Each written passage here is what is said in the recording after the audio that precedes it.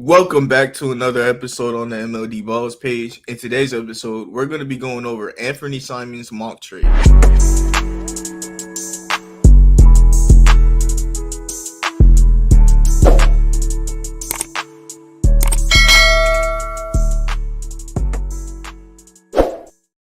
All right, so like I said, we're going to be going over Anfernee Simons' mock trades. And before this video gets started, I want to let everybody know, no, I am not a GM, okay? No, I am not a GM. I promise you I'm not a GM.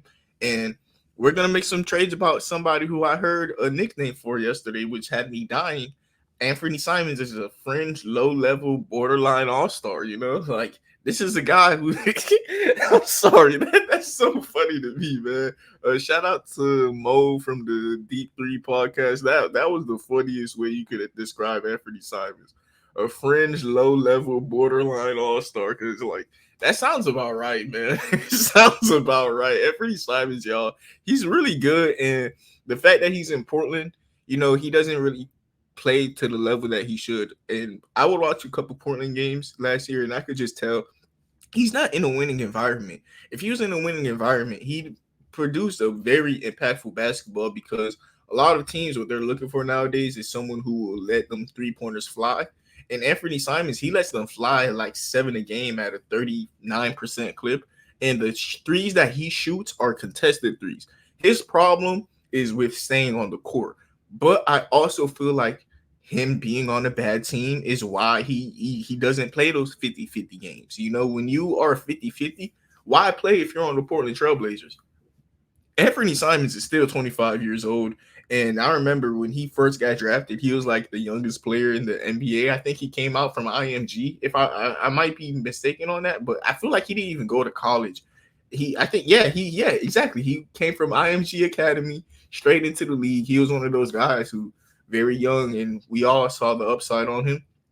And now he's performing very well. And he's not the best playmaker, but on a team like the New Orleans Pelicans, he would be more of what DeJounte Murray went to the Hawks for, like your off-ball Stephen Curry role type of guard. Like that is what Anfernee Simons is. So you'd have a starting lineup of DeJounte Murray, Anfernee Simons, Herb Jones, Zion, Robert Williams, and then off the bench you have Trey Murphy, who could just go out there with 6 man of the year alongside Cheat McCollum. That's so tough.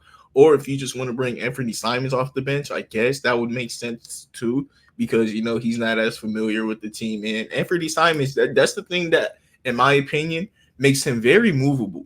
He's someone who, if you ask him to come off the bench, I don't think he's gonna throw a tantrum about it. I don't think Anfernee Simons is one of those guys like, no, I cannot come off the bench for you.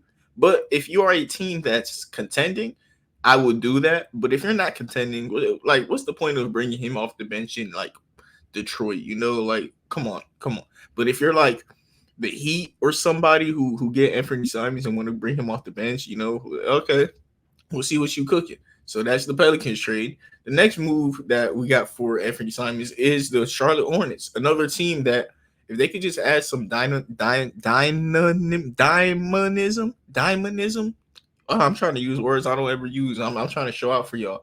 If they could have a dynamic 3-point shooter on that team, that would be real cool for them because that would give them a lineup of LaMelo Ball, Anfernee Simons, Brandon Miller, Miles Bridges, and Mark Williams. That is a tough lineup, and Anfernee Simons going to come in there and he's just going to shoot a lot of threes. Like I said, shoots about 7 a game at a 39% clip, and he was doing that on a team that had very little spacing, didn't have a structure built around him. Like that Portland Trailblazers team, they literally built it for Scoot, and they forgot about Simons. Same way that they built the team around Simons, and forgot about Lillard. Like the Portland Trailblazers don't know what they're doing.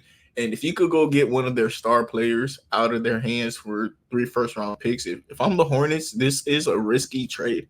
I'll admit this is a bit of a risk, but this is one of the first you got from the Terry Rozier trades, one of the first you got from the PJ Washington trades, one of your own first, and then you salary dump Grant Williams and that Meechik guy.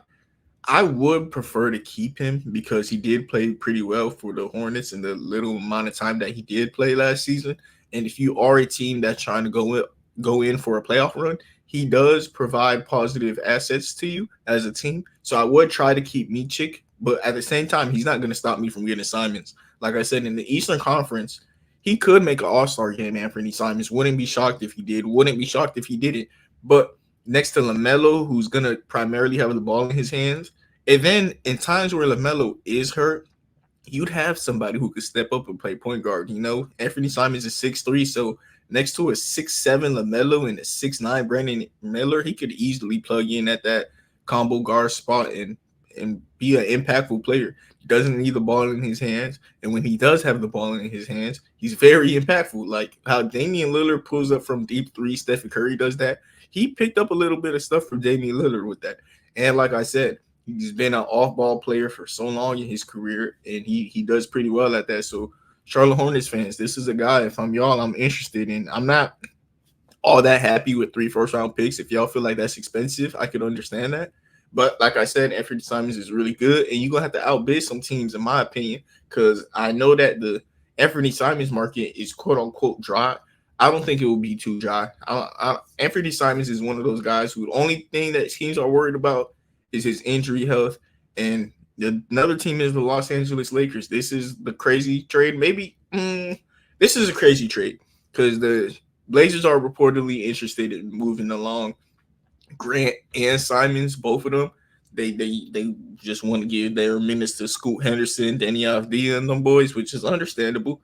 So you give up Jeremy Grant, Anfernee Simons, and the Lakers reportedly have been looking for a center that will allow Anthony Davis to go back to power forward. But they haven't been all that lucky with it. Jonas Valanciunas went somewhere else. I believe there was someone else that they were looking at. They haven't been able to get what they wanted. So, you get Robert Williams. And if Anthony Davis could have any of a jump shot, him and Robert Williams could be the best defensive duo in the NBA. I'm gonna be honest. There was points at times where Jared Vanderbilt and Anthony Davis looked like the best defensive duo in the NBA. So you would literally get your Jared Vanderbilt replacement at this point, but Robert Williams has more upside if he's healthy. And Anthony Davis, it'll come down to him if they can win a championship or not, because you'd have Anfernee Simons spacing your lineup a lot. At the shooting guard, who would you have? Yuck, you probably put Dalton Connect at shooting guard. LeBron James. I don't know how that lineup goes. Maybe you run Braun at point guard because that's the last time y'all won the championship. So it's not like it's a bad thing. So Braun at point, Anfernee Simons at the 2, Jeremy Grant, Anthony Davis, and Robert Williams. Yeah, that doesn't sound bad, especially a lineup with Jeremy Grant. You're gonna need some more rebounding. So putting LeBron at point isn't that bad actually. So that could be a lineup they go to with Dalton Connect off the bench, and they go sign some minimum wage guys. Probably have to give Jalen Hood, Shafino some minutes. Probably got to give Max Christie some minutes. Yeah. This is a very expensive trade because the Lakers are not only giving up second round picks in this trade.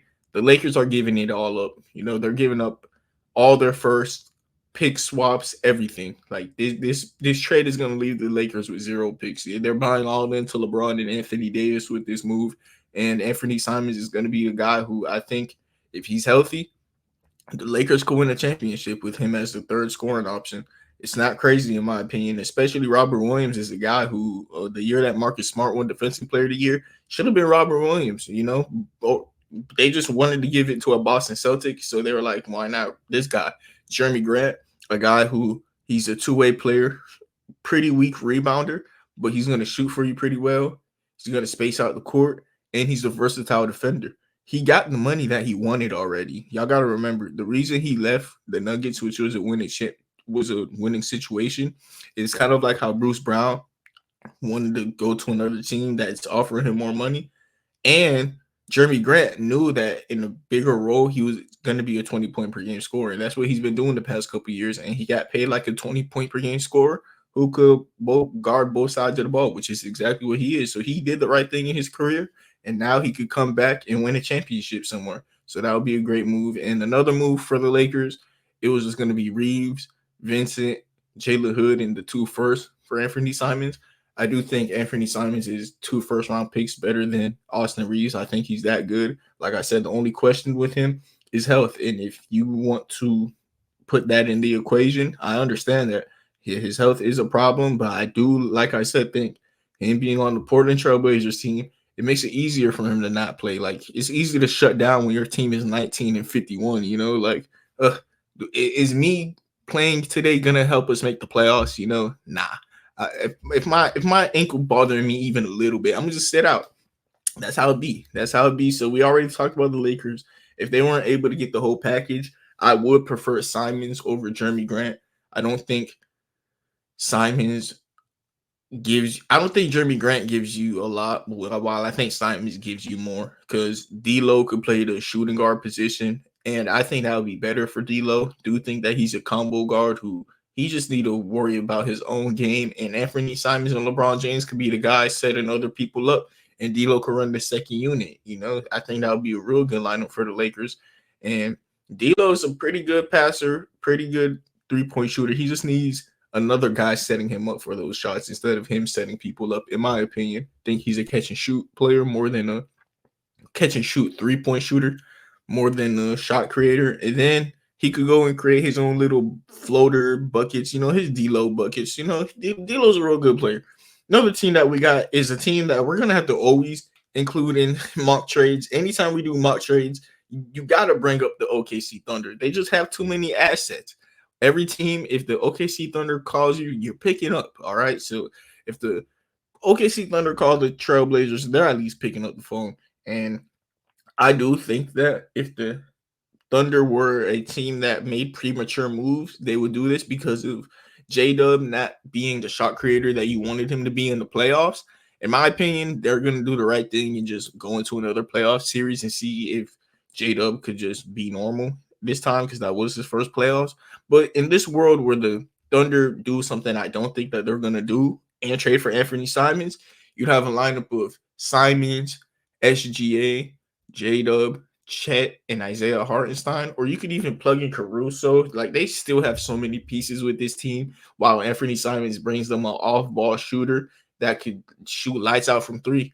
He does hurt this defense, but he adds a lot of 3-point shooting, and they already got Alex Caruso who could replace Lou Dort, And Nikola Topic is a guy who they're gonna redshirt. Loved him as a prospect, hate his injury. So we'll see what the Blazers could do with Topic. And they add a 2025 first round pick, which is a very valuable draft class, and the 2027 first round pick. So I think this is a move where the Blazers get a young asset who they probably fell in love with in the draft, but his knee issues gave him issues.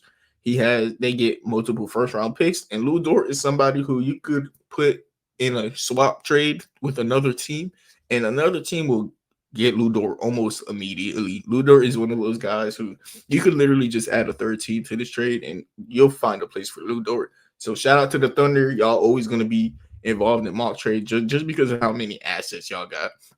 The next team is the Los Angeles Clippers. How they are currently constructed, I don't think they're a contender. I don't think they're on anything. And I do think that them letting go of Paul George is something that they've been came to the idea of. And if they've been came to the idea of letting go of Paul George, I hope they had an idea of who we would get if we let Paul George go. Because they didn't even offer Paul George what he wanted. And we're not going to get into that too much. I have a whole video on it. But if they were to let go of Paul George and get Anfernee Simons, it's not the worst world because, like I said, he's a great 3-point shooter. So is Paul George. He is a better playmaker just off the strength of the position that he plays, and his responsibility is to play make a bit more. And you could have Houston James Harden just go back to shooting guard, or however you want to label these positions. Both of these guys are combo guards. So you have Anfernee Simons and James Harden at guard. You would have Derrick Jones Jr. and Kawhi Leonard at forward, and you'd run Zubac at center. That's a pretty nice team, which I could see a little more upside on. A team that I could trust more. A team that maybe in the playoffs with how much dynamism.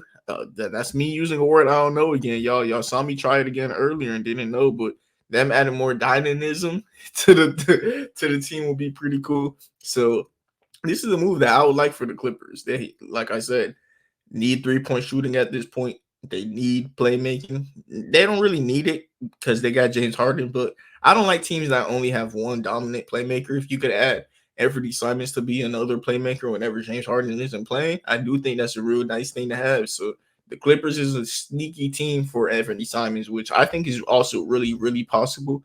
They just give up all these pick swaps and their 2031 first round pick. Give me that. Give me all of it. Give me all of those first round picks because they're not that valuable. And then I want your 2031 pick. Maybe the Clippers, if they were to give up this much assets, could get back a Robert Williams in the trade, maybe.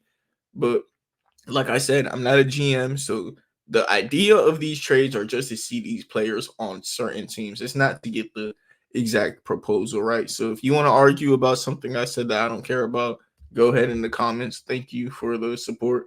The next and the last trade is my personal favorite trade for Anfernee Simons.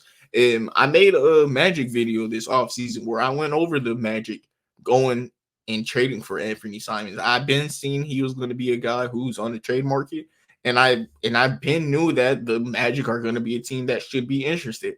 And this is the same exact trade offer I had during the before the off season. Before the off season, this was the exact trade I cooked up for the Orlando Magic. Only thing is I would add a first round pick because that is something that they probably would want. And after that, hey, we cooking up with Orlando Magic. And hey, Orlando Magic. We got Anfernee Simons. Hopefully that's something that happens for y'all and that's a reality because I do think that he's a great player that, like I said, he fits this team greatly. You had a playoff series where you couldn't knock down the three for nothing, and you're gonna add Anfernee Simons. And then you had a playoff series where look, you went 7 games with a very competitive team. You really could do this, but it comes down to are you going to be a team that's willing to make the moves? Are you going to be willing to go ahead and buy into Paulo Banchero? I do think you're at the point of Paulo Banchero's career where you got to buy in. Honestly, this trade, I would add another first round pick just so the Magic say yes. Add a 27 first round pick, Magic. Why not? Why are you scared? Paulo Banchero looks like a top 30 player in the NBA solidified, in my opinion, and he can only go up. And if you add Anfernee Simons, who gives him less of a playmaking responsibility, that would be amazing. Because Anthony Black, in my opinion, he's a small forward in the league. He's gonna pan out to be around that position. Jet Howard is similar, and Cole Anthony, he's a cool bench player, but I want somebody who could play make for Paulo, somebody who could create open shots for him. The way that we seen Paulo have to get his buckets is just unfair at this point. You can move KCP to the bench. Who cares? Uh, you have Anthony Simons, Jalen Suggs, Franz Wagner, Paulo Banchero, and whoever at center. That's a pretty decent lineup. Or maybe you could just put Anfernee Simons on the bench, which would I guess. Anfernee Simons to the bench, like I said, isn't the craziest thing, and I think that's a world that he would be okay with living in. But if he was to come off the bench for the Magic, I think he would eventually steal that starting job from KCP because he's just better than KCP. I don't think that's something that y'all are in too much of a disagreement with. I understand how valuable of a player KCP is, but he would be on a Magic team that would need more creation than more defensive type of players. If your fifth worst defender is Anfernee Simons, backed up next to Franz Wagner, Jalen Suggs, Paulo Banchero, Jonathan Isaac, Wendell Carter, you'll be all right. You could have one Anfernee Simons, especially with the amount of impact he would bring with you offensively. It would make your defensive sets easier to go into because you would be turning the ball over less. You'd have the ball in Paulo Banchero's hands less on offense, and you'd have it in Anfernee Simons' hands more on offense, while Paulo Banchero will be the guy getting open, and Anfernee Simons will create less turnovers because when it's easy turnovers, it's easy baskets. So in a way, Anfernee Simons being on your team does help your defense because it lets you set up more and you're going to score more buckets. So guess what? You're going to set up your defense the right way more. That's just how it be sometimes. I do think Anfernee Simons is that good of a player on the Magic. I'm speaking about him on the Magic a lot because if I was to predict a landing spot, this is the landing spot that I want to say Anfernee Simons goes to because this is the spot I had him going to all year during the playoffs. I was just keep looking at them like, holy, if you add Anfernee Simons, you a nice team. But let's see if that's something that happens. And Thank you everybody for tuning in. Hope you had a nice time listening to me. If you have been listening, it's 20 minutes in, so clearly you enjoyed what I had to say. I'm at 145 subscribers currently, so if you could leave a like, comment, subscribe, all of that would be highly appreciated. And I want to thank y'all and have a nice day. And yeah, God bless. Anfernee Simons to the Orlando Magic. Orlando Magic. Yes, sir. Yes, sir. Yes, sir. God bless.